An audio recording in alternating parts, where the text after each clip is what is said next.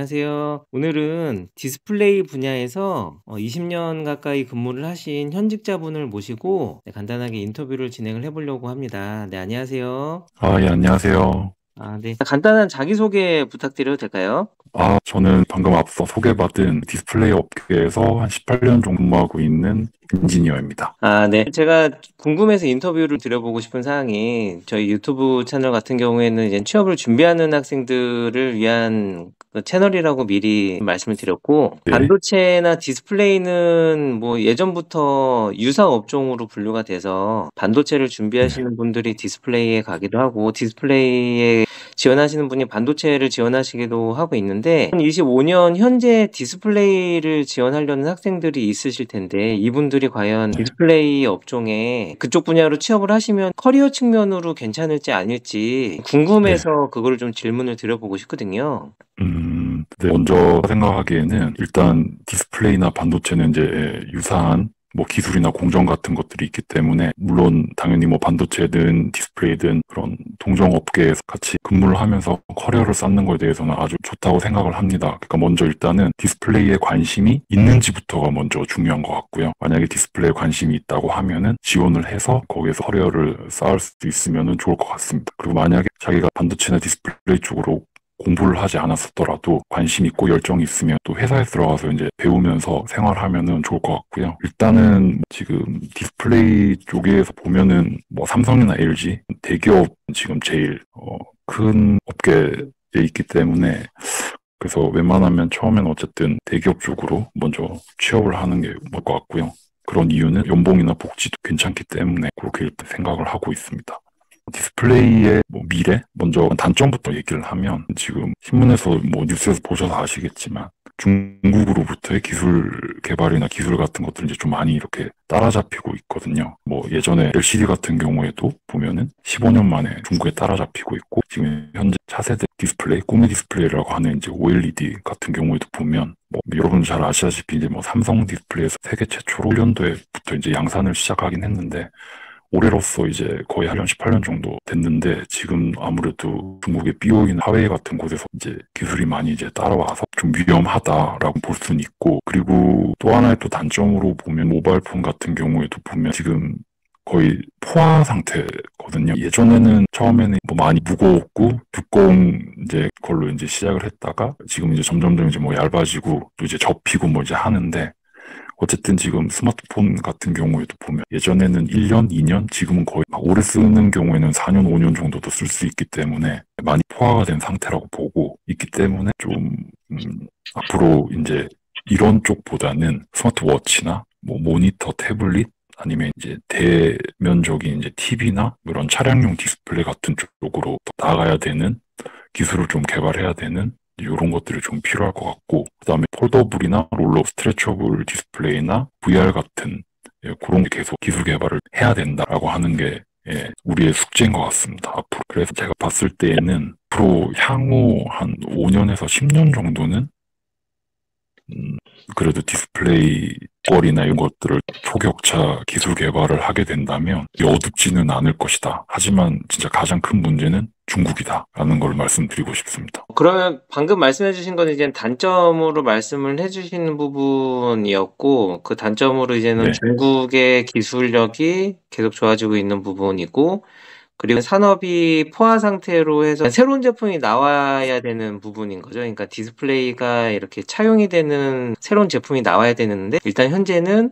그게 좀 한계에 있는 것 같다라고 말씀을 해주셨고, 그래서 네, 당장 맞습니다. 5에서 10년 정도는 그래도 그 뭐 속된 말로 먹고 살만할 것 같다라고 말씀을 해주셨는데, 그러면 네. 장점은 어떤 게 있을까요? 지금 현재 제가 봤을 때 장점은 안 그래도 아까 단점 얘기할 때 장점도 같이 좀 설명을 잠깐 드리긴 했는데 폰이나 이제 스마트워치 뭐 이런 걸 이제 많이 활용을 하고 있고 앞으로도 어쨌든 이 OLED랑 뭐 롤러블 디스플레이 그다음에 뭐 폴더블 이런 것들을 제품의 다양화 이제 크기 같은 것들도 보면 대면적화를 하면은 좋아지는 거죠. 그 현재는 지금 스마트폰에 집중을 했다면은 이제 앞으로는 모니터, 태블릿, 뭐 촬영 디스플레이까지 이제 제품군을 좀 다양화하고 기술 개발을 해서 발전을 시킨다면은 좀 나아지지 않을까 생각을 하고 있습니다. 제가 잘 몰라서 그러는데 그러면 OLED는 대면적 뭐 TV나 이런 게 아직 안 나온 건가요? 아니요. 나오고 있습니다. 제가 알고 있기로도 TV 같은 경우에는 지금 LG 디스플레이 쪽에서 좀 이렇게 많이 생산을 하고 있고, 어, 삼성 같은 경우 거의 이제 중소형 모바일 폰, 물론 이제 뭐 QD OLED라고 하는 것도 이제 개발을 하고 판매는 하고 있습니다만 제가 알고 있기로는 삼성 같은 경우에는 거의 중소형 쪽에 특화되어 있고 LG 디스플레이 같은 경우에는 대형, 그러니까 TV 쪽으로 일단 많이 발전되어 있다고 생각하고 있습니다.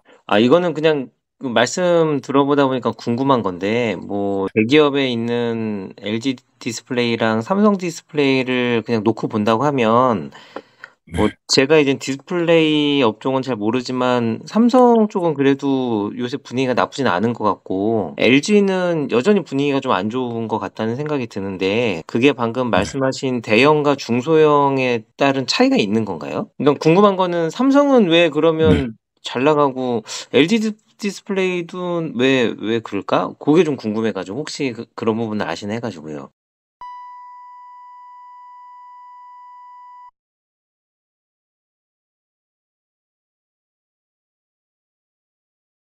저는 디스플레이가 사실은 이제 사양 산업이고 이제는 끝이 보인다라고 생각을 했었던 부분인데 최근에 생각을 고친 부분은 CES 네. 쪽에서 마이너리티 리포트에서 나오는 이 허공에 상이 맺히는 디스플레이가 그때 되게 신기하게 봤는데 삼성 디스플레이 쪽 제품이었던 걸로 기억을 하는데 이 네. 허공에 상이 맺히는 디스플레이가 나오는 것 같더라고요. 그래서 결국은 지금은 우리가 패널에 있는 디스플레이를 보지만 앞으로는 패널이 아니고 실제로 이 3D 입체적인 디스플레이를 볼 거다라는 생각이 드니까 디스플레이가 이게 한계가 아니고 더 나아갈 부분이 있겠구나라는 생각을 좀 했었거든요. 그래서 저의 생각이 네네. 맞는지 틀린지 현직자분한테 한번 여쭤보고 싶었는데 네. 어떤지 좀 얘기해 주시면 좋을 것 같습니다.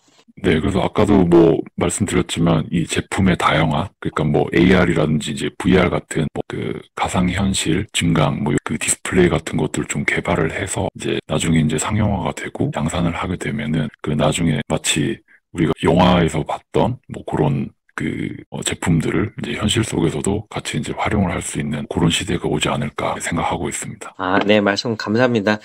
지금까지는 저희가 이제 디스플레이 업종에 대해서 좀 얘기를 했다라고 하면은, 다음으로는 네. 이제는 회사 생활을 오래 하신 선배님 입장에서 면접관을 하셨을 수도 있고, 앞으로 면접관이 되실 수도 있겠다는 생각이 드는데, 면접관이라고 생각을 하시고, 만약에 후배들을 선발하는 기준이 있다고 하시면은, 뭐 그런 네. 쪽으로 간단한 좀 어드바이스 좀 받아볼 수가 있을까요? 음, 일단은 뭐 물론 이제 그 종목 공부도 열심히 해야 되고, 뭐 그렇지만 저는 일단 관심과 열정이라고 생각을 하고요. 관심과 열정이 있으면은, 그다음에 긍정적인 사고, 그런 것들이 있으면은 많이 도움이 되지 않을까 생각이 되고, 또한 어학 열심히 하다 보면 나중에 회사 들어왔을 때 좀 많은 기회가 있다 말씀드리고 싶습니다. 그게 또 이제 관심과 열정만 있다고 또 선발되지는 않을 거잖아요. 뭐 그 외에도 소위 맞습니다. 얘기하는 스펙이라는 부분도 네, 스펙도 있고, 쌓아야 되고, 저는 이제는 얼마 전에 영상으로 이제 스펙을 이렇게 쌓아야 된다라고 정리를 한번 했었는데, 어떤 분께서 댓글로 달아주신 게, 이 스펙도 중요하지만 이 회사 생활에 있어가지고 뭔가 협업하는 자세, 협력하는 자세,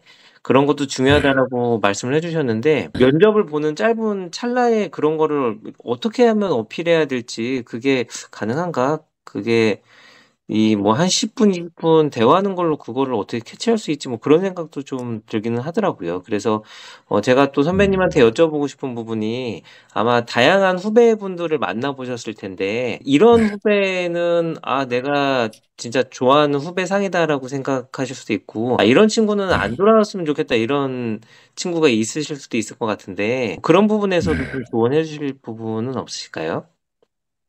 저 같은 경우에는 어쨌든 배우려고 하는 새? 그러니까 열심히 배우려고 하는 자세, 태도, 그다음에 뭐 열정, 이런 걸 저는 좀 좋게 보이더라고요. 근데 이거는 그냥 웃자고 하는 얘기긴 한데, 열정은 얼마나 간다고 생각하시나요? 저는 제, 긍정적, 제 긍정적인 열정은 사고, 1년밖에 안 가더라고요. 그래가지고, 자세, 긍정적인.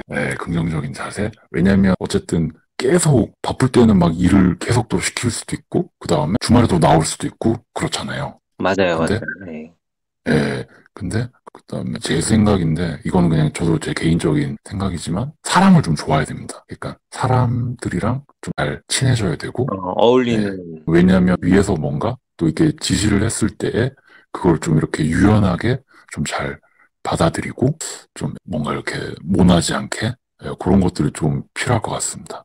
이게 큰 기업들 같은 경우에는 이렇게 시계 속의 부품이라고 표현하기도 하잖아요. 개개인 한 엔지니어를 그렇게 내가 시계 속의 부품처럼 내가 작은 일만 한다라는 뭐 그런 얘기도 있는데, 결국은 그 부품들이 서로 이 톱니바퀴가 이렇게 잘 맞아가지고 돌아갈 수 있게끔 하는 게 방금 말씀해주신 그런 사람들과 잘 협력한다든지 잘 어울려서, 그리고 네, 소통을 한다든지 그런 부분을 얘기를 해주신 것 같다는 생각이, 예, 저는 일단 들었습니다. 네. 맞습니다. 그래서 이것저것 말씀을 해주셨는데, 이제 좀 마무리를 지어보려고 하고요. 마지막으로, 요새 채용 시장이 되게 안 좋잖아요. 뭐 네네. 선배님은 아실런지 잘 모르겠지만, 저는 이제는 대학생 친구분들이랑 좀 얘기를 많이 해보면 확실히 좀 상황이 안 좋고, 특히나 삼성 쪽에 반도체 쪽이 요새 좀 시원찮아서, 중국 말씀하셨지만 중국 쪽에서도 기술도 많이 따라오고 그래서 채용 시장이 좋지 않거든요. 그래서 후배님들한테 뭐 응원의 한마디를 좀 말씀해 주시면 좋을 것 같습니다.